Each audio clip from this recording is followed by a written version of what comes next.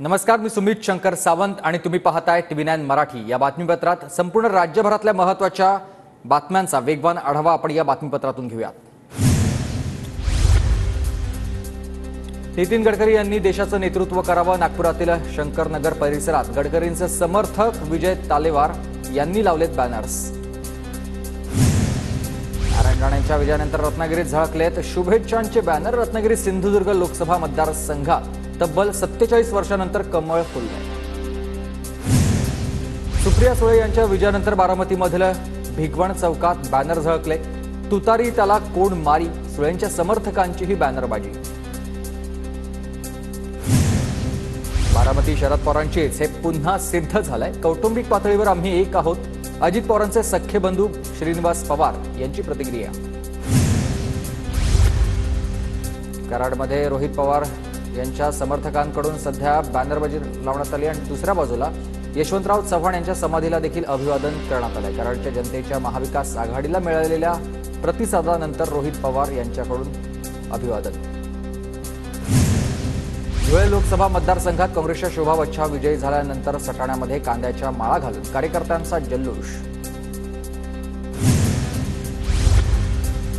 कांदा उत्पादक शेतकऱ्यांचे प्रश्न सोडवण्यासाठी प्रयत्न करणार। लोकसभा विजयानंतर भास्कर भगरेंची पहिली प्रतिक्रिया। नाशिकच्या सिरस गावात लढाऊ विमानाचा अपघात। नवनिर्वाचित खासदार भास्कर भगरे यांची घटनास्थळी पाहणी। अपघातात द्राक्ष आणि टोमॅटो बागांचं नुकसान।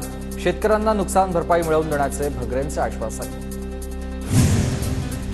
शिक्षक पदवीधर निवडणूक मतदान वेळेत वाढ। सकाळी 7 ते सायंकाळी 6 पर्यंत मतदान करता येणार। 26 जूनला मतदान पार पडणार।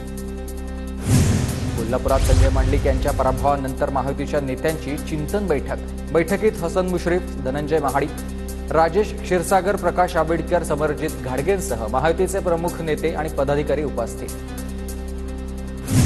सिंधुदुर्ग लोकसभा मतदारसंघात 7 उमेदवारांचे डिपॉझिट जप्त। पराभूत झालेल्या 7 उमेदवारांची मतं 1/8 पेक्षा कमी असल्यानं त्यांचं डिपॉझिट शासन तिजोरीत जमा।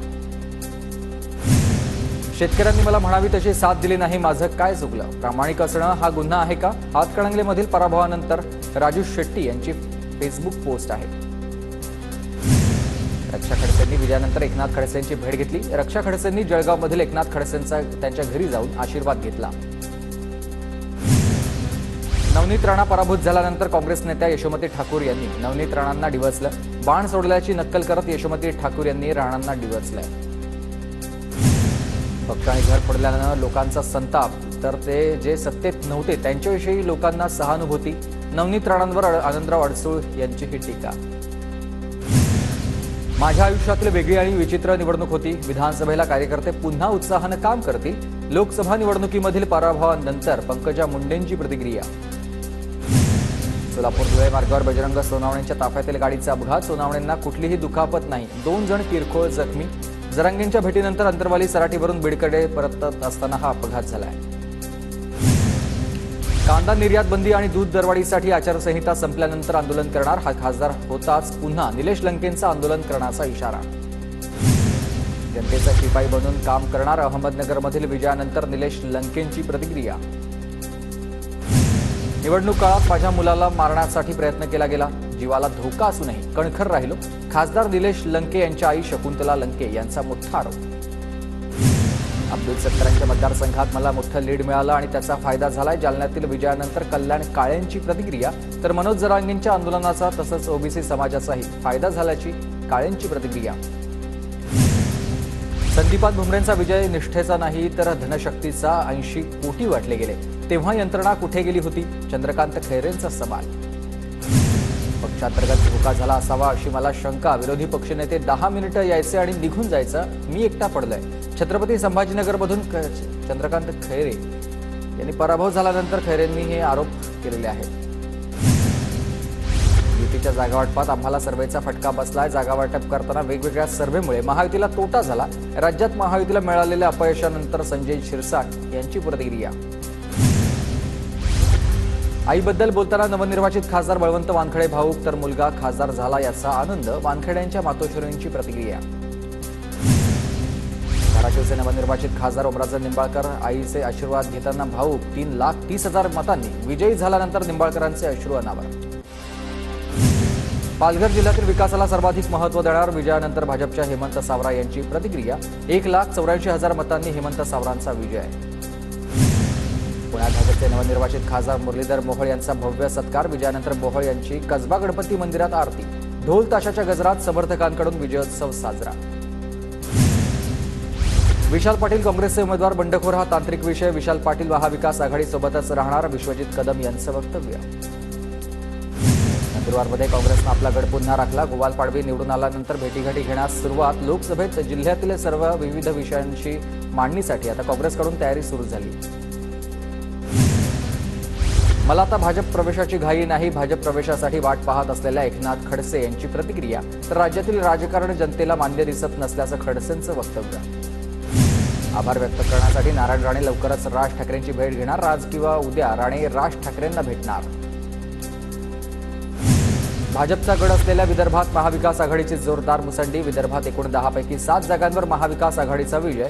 नागपूर, बुलढाणा आणि अकोल्याची जागा राखण्यात महायुतीला यश. मराठवाड्यात भाजपचा सुपडा साफ. मराठवाड्यातील 7 जागा महाविकास आघाडीच्या पारड्यात, तर महायुतीच्या उमेदवारांचा दारुण पराभव. फक्त औरंगाबादची जागा महायुतीला. पंढरपूरमध्ये श्री विठ्ठल रुक्मिणी मातेस भाविकांकडून 15,91,000 किमतीचे 2 सोन्याचे हार अर्पण. विठ्ठल भक्त बबन रामचंद्र तुपे यांच्याकडून 5 पदरी सोन्याचे हार अर्पण. वैद्यकीय पदवी अभ्यासक्रमासाठीचा नीट यूजीचा निकाल जाहीर. देशातील 67 विद्यार्थ्यांनी मिळवली पहिली रँक.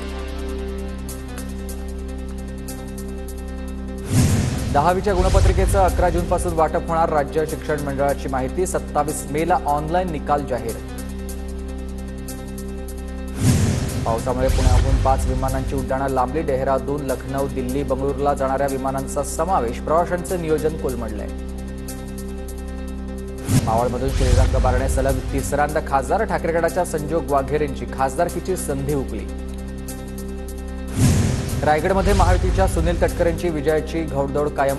तर महाविकास आघाडीच्या अनिल गीतेंची खासदारकीची संधी हुकली. छत्रपती संभाजीनगरमधून शिंदेगडाचे संदीपान भुमरेंचा ऐतिहासिक विजय. खासदार राहिलेल्या जलील यांचा पराभव. तर ठाकरे गटाच्या खैरेंचा धक्का त्यांना बसलेला आहे.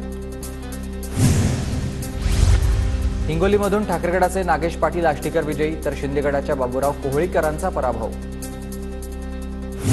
वर्ध्यात शरद पवार गटाचे अमर काळेंनी विजयाचा गुलाल उधळला. तर भाजपचे खासदार राहिलेले रामदास तडस यांचा दारुण पराभव.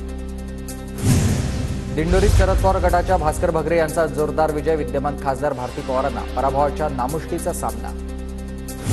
दिंडोरीत शरद पवार गटाच्या भास्कर भगरे यांचा जोरदार विजय. विद्यमान खासदार भारती पवारांना पराभवाच्या नामुष्कीचा सामना. माढ्यातून पवार गटाचे धैर्यशील मोहितेंचा डंका. तर भाजपचे विद्यमान खासदार रणजितसिंह निंबाळकरांना मोठा धक्का.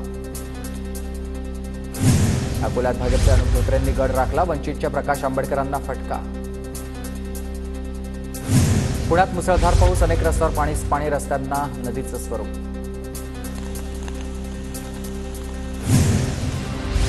पुण्याच्या खेड तालुक्यात जोरदार पाऊस. जूनच्या पहिल्याच आठवड्यात पावसानं जोरदार हजेरी लावल्यानं बळीराजा सुखावलाय. रत्नागिरीत आज पावसाचा येलो अलर्ट. दुपारनंतर ग्रामीण भागामध्ये पावसाची हजेरी. मान्सूनपूर्व सरींमुळे हवेमध्ये गारवा. इगतपुरी तालुक्यातील पाड्यांवर पाणी प्रश्न गंभीर. अनेक पाड्यांवर लहान मुलांची पाण्यासाठी भटकंती सुरू.